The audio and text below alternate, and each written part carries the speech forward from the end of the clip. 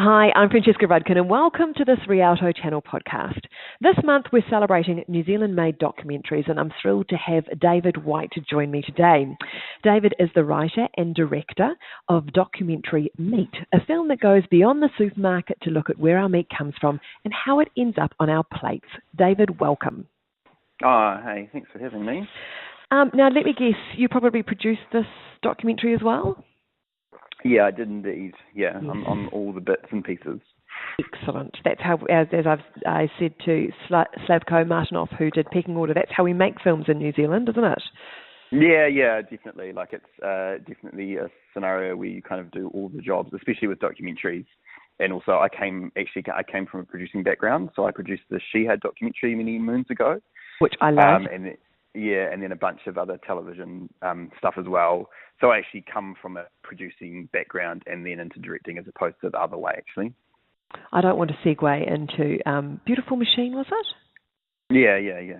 But I thought Sam Peacock did such a great job of getting those guys to open up. Oh, yeah, no, it was a really fun gig working with Sam and traveling the world with him and meeting all those people and doing that work. So, and it's a beautiful doco. Like, I'm really proud of it. Yeah, so you should be. Now, tell us a little bit about Meat. You've got 4 wonderful characters in this film. How did you get Jill, Ian, Tony and Josh to be part of the documentary? Where did you meet them? Well, I think the first thing is that I'm actually from a farm. Like, I'm a total Hawke's Bay farm boy, grew up on a sheep and beef farm. And one of the things for me about food documentaries is a lot of them have an agenda, and I felt that if you had a scenario where you actually were just kind of very even-handed, where you showed everything warts and all, in fact, farmers would be quite receptive to that. And because I could talk farming and they understood I wasn't out to demonize them in a huge way, I was there to just shine a light. It was, quite a simple conversation that we had, and then it was totally fine. So Ian actually is the head of the pig board, and I'd actually made a short documentary with him called Oink, which was kind of a precursor to this. Like, I'd made a couple of short docos called I Kill, which is about a man killing cows on their farm, and then Oink. And so Ian was really receptive because he'd seen that film, and he was like, no, come make a longer version if you want. Jill was through a researcher friend of mine. He, I put the call out, and he knew someone that drove a truck, in Palmerston North, and they knew someone that knew Jill and was like, she's a really amazing human. So I went and hung out with her. She's priceless, yeah. Yeah, Jill. And I also wanted to have a woman farmer. It was really important to me because, I grew up with my mum and my dad, and my mum being one of the primary farmers. And it's one of the things that I don't think we see a lot of. Usually it's the male talking about the farming aspect. And I'm like, well, no, female do a huge amount of work, and you also want to balance it out within the film. And Tony was actually, his son is a filmmaker as well. And actually I had a film in a film festival, and Ryan Heron actually also had a film, and he sent me it, and it was it was about a guy, it was a drama, it was about a guy going home to his family, and there was a shot of the killing station in his drama, and I was like, where is that? And he's like, oh, it's actually on my father's land, and I didn't know that. And so I went and hung out with Tony, and I was like kind of amazed by the beauty of that man as a human, and also the whole operation. And then Josh is actually the internet star. He's got a YouTube channel, he's got a Facebook presence, he's got I think he's up to 60 or 70,000 followers. And my executive producer wanted to make a TV show with him, and I think he'd just done a Discovery show as well. And Phil was like, I think you want a hunter, and I think you should go meet Josh. And so I drove down to the West Coast where he lives, and I spent 20 minutes with him, and I'm like, oh man, you're my guy. Yeah. So it was a process. Like, it did take a few months to try to piece it all together, those 4 people. But once you have them, you're like, oh, perfect. And we just went for it. And I suppose there's people like Josh who are probably used to being in front of the camera, and Ian that you'd worked with before, but I suppose you probably don't really know until you put a camera in front of Jill and Tony whether they're going to retain, who they are in front of the camera or not, whether it's going to work.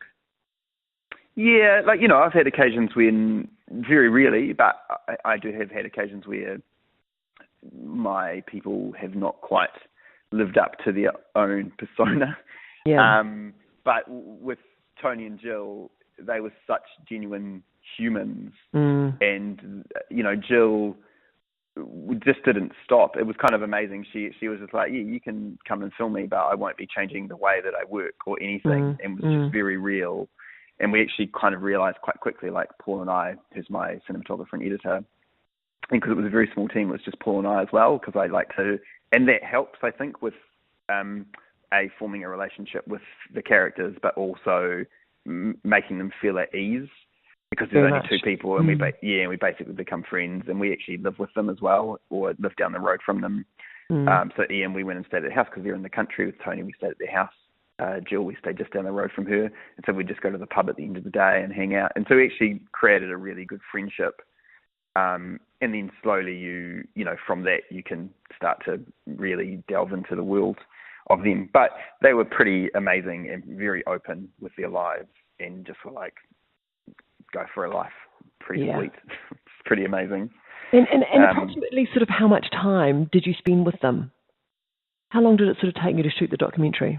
It varied with each individual person. Like, for example, with Jill, because it's it's a yearly cycle with lambing and sending the sheep to the works and all the rest of it. Actually, hers was the longest. Whereas someone like Ian, he has a scenario where it's a 2-weekly cycle, as in they're constantly creating pigs. So we can get a lot of a whole life cycle of a pig. Of pigs in quite a short period of time. So I think we shot for about 45 days all up with everybody, with the 4 characters. Yeah. Which is quick and not quick all at the same time. Yeah. It's kind of one of those weird things. But we were shooting 2 cameras. Paul and I would shoot 2 cameras as well. So we'd be constantly shooting and doing sound. So we had a lot of footage, even with 45 days. And as you mentioned initially, this was an opportunity to allow their voices to be heard, to present in an objective way. This is life. This is how it happens on a farm, and it was sort of a take it or leave it. For the viewer, it's up to us to sort of make up our minds. Was it easy though to hold on to that objectivity? Were there moments where you're going, well, this is quite full on. Maybe we won't put this in, or did you? No, like one of the most amazing things actually is, obviously we have to get people to sign release forms, so we can use the image and all the rest of it. And every single one of them signed their release forms before, I think maybe even 2 days into filming, like really, really early on in the process. Yeah. And it was no holds bar in regards to what we're allowed to see. So like something like a pig farm, which is notoriously hard to get into normally, and it's actually more to do with biosecurity than actually not wanting people to see it. But Ian, would let us go film anything we wanted. And we were like, well, this is the reality. And we never were in a situation where we were like, well, we won't put that in because it will offend people. We were always in a situation where we were like, well, what is the most fair representation of these farms and these people and what their beliefs are? And so, to me, I think one of the proudest moments when we actually, started showing the film in cinemas and things was we had vegan activists, like very hardcore, saying everyone should go see this film. And then we had really outspoken farmers saying everyone should go see this film. And it was because they both felt that it gave a fair representation. They obviously, I think, probably both it tipped it for them in both ways, but they were saying, well, this is the reality of it, and the other people were saying, it's the reality and we don't like it. So we were, I think, from our point of view, we, as long as we held fast on this is the reality, and I've been on farms my whole life, and so I think we did a pretty good job of just going, wow, here it is. Well, quite a lot of the time, I was so fascinated by what I was watching and sort of this honest look at life on the land that I actually forgot about the consequence that I might eat bacon or that I might eat. I don't think I'll ever get the image of Ian sitting on the pig while they're doing the artificial insemination out of my mind. I was going, really? Like, while this film is sort of designed to make us think about where our food comes from once it's on our plate, actually, it's a really fascinating look at farming life in New Zealand, isn't it? Yeah, very much so. I think that, one of the big things or the drivers for me was I actually think that I was making decisions about buying products without actually knowing either. And actually, I think there's a real problem here where, the issue that I think is really hard to battle is if you are really interested, there are two places to get your information from. Activists telling you everything is bad, and then farmers saying everything is gold and unicorns. And I know that both of those are infactual. And I'm like, they've both got an agenda. And that was one of the things for me. It was like, well, if I don't know, and I come from a farm and a farming background, but I don't actually know anything really about chickens, and I've never been on it, and I've never been in a pig farm properly, like, what am I basing my opinions on? And that was actually a massive driver for me, because I'm like, if I don't know, there are people that grew up in cities that really mustn't know, and really they've only got two places to find it out. And, I don't think that's appropriate. I think it's really important that you do look at where your food comes from, and we do try and, people talk about the rural, city, what do you call it, rural-urban divide, and I think it is growing. I think we shouldn't have that as much, and we really should be looking and trying to educate people about that stuff. Yeah, because I was going to ask you about that sort of disconnect that we have to where our food comes from, because I've always sort of felt that, city folk really don't think about it, and they don't want to. They go to their supermarket, they go home, they cook their food. It doesn't sort of really come into their thought processes. And yet I would probably say that, over the last decade, I think we have become a lot more aware. As you say, it's either through scare tactics or feeling like we're not hearing the full truth. That I have noticed, I think if you walk into a supermarket now, there is more choice. So finally we have a choice. Hence, the timing of your film is probably perfect because, as you say, where do you get the information from? How do you make an informed decision about what choice you want to make? Do you think we are more disconnected to where our foods come from, or do you think we're just more confused about making that decision as to what we want to eat? I think both. Yeah. I think that it's a bit from column A, but from column B. Like, I absolutely believe that we're disconnected from where our food comes from. Like, I think I saw a video yesterday where, they always use emotions in the film. That's what I find in those kind of steer tactics as well. It's like I saw a video of people asking about bacon and people going, I love bacon. It's like breathing air. Do you ask someone if they like air, kind of thing? And then they said, well, let's eat some bacon. And then they brought a little piggy on, a little piglet. And then they gave the piglet to the person and was like, this is where your bacon comes from. And I was like, well, yes, piglets are cute. But it's a really scary tactic to use, because I'm like, well, I don't really have an answer, truthfully, because I think it's so complicated and it's so grey, and I think it's confusing for me even to where, and I'm a fortunate one because I get 95% of all my meat from my farm still. So, I know exactly where it comes from. I know how it's killed. I know all of the things. So I go, wow, for me, I'm in a very, very, very privileged position. But for other people, I don't know how you deal with it. No, I think people are more inclined to complain about the price of meat as opposed to where it's come from. Oh, and that blows my mind as well. I just go, I have to admit, supermarkets are totally gouging everybody, but I think they're gouging everyone over everything. But there is a thing here where people are buying imported bacon. So we have quite stringent health regulations for pigs, and you may disagree or agree with them. However, like, they are much better than basically imported bacon. So from Canada and from Holland. And so in my opinion, I'm like, well, you should always be buying New Zealand bacon, but it always comes down to price. It's like the price of bacon is X amount for New Zealand bacon because it costs that much to make it. And the overseas bacon is cheaper because it's much, inverted commas, worse. And then, of course, David, we get into sort of labelling arguments as well about making sure that we know. I mean, this conversation could go on forever. There's another documentary here, David, I think. Oh, yeah, totally.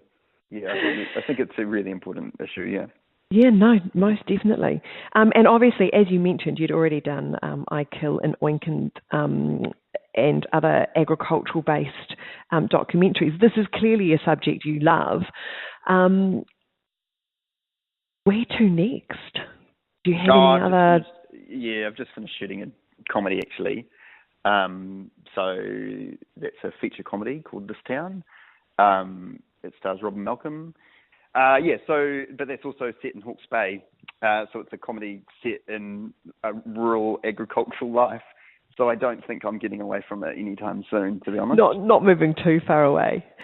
No, they always say make films that you know about, eh? Yep, make films about what you know. Hey, look, David, can I ask you a little bit about how you got into filmmaking? I believe that you studied at England's National Film and Television School, is that right?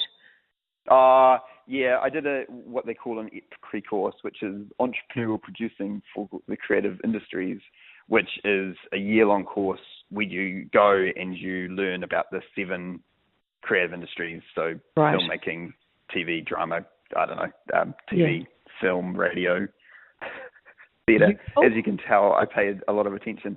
You had a good time? Yeah. I went with Kathy Neal. It was a really delightful time. So that's not really where I studied at all. Like, I basically am totally self-taught, in fact. I went to drama school for a year and quit, and then started a theatre company, and then started some other businesses to support all the artistic avenues, and then became a producer, and then became a director. Because there's the reason I was interested in that was because there seems to be a little bit of a trend at the moment in New Zealand. Some organisations are really trying to make us all grow up, and they want directors to be directors and producers to be producers. But do you think we're big enough in New Zealand for that to happen? Yes and no. I think it depends on the type of film that you want to make, and depends on your budget levels. I think, I'm really fortunate that I come from a producing background because I understand the logistical side of it, as well as the raising money, as well as the marketing. And I think that's been really helpful. But at the same time, I think you become, a master of, what's the saying? A tradesman and a master of none. What's the saying? Yes, I know what you mean. Yeah, you're good at a whole lot of things, but you don't get the time to be great at one thing. Yeah, and so like now at the moment, I'm really concentrating on writing and directing, and I'm bringing other producers in. But the project levels and the budget levels are increasing because of that. Yeah. So you have to really weigh that up. Like, I'm really happy that I made those films for lower budget levels, because I think it was a really great training ground and a really great experience, and it gave me a range of skills that are really important. But at some point you do actually need to be like, I'm going to do this thing. And I think that you still need to have those aspects, but you do need to pass them over to other people to make sure that you can concentrate on your job, because it is quite hard in the end.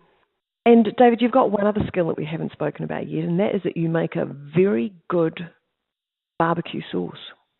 Oh, yeah. That was an excellent marketing tool, I thought. I very much enjoyed my barbecue sauce that I got when I went to the screening of Meat. Oh, yeah, cool. Was that your mother's recipe? No. Is that something that you've taken off the farm? No, I really love cooking. Like, it's one of my absolute joys in life, is to cook and drink wine. And I spent a long time trying to work out how to make really good ribs. And I always felt the barbecue sauces weren't hot enough that you bought off the shelf. And so I found some crazy spice from Mexico, which gets imported. and it goes into this barbecue sauce. So it was a really fun, I think it took me about 8 months to perfect it. And then it's in a good place, and then we started selling it through stores, and then we obviously used it as a marketing tool as well, which was a really fun thing to do. I'm very impressed. So producer, director, writer, and budding chef. Well, chef. Yes. Yeah, totally. Oh, look, hey, thanks so much for talking to me today, David. We're absolutely thrilled to be playing Meat. Everybody must watch it. It is screening on Thursday, the 5th of April on Rialto Channel.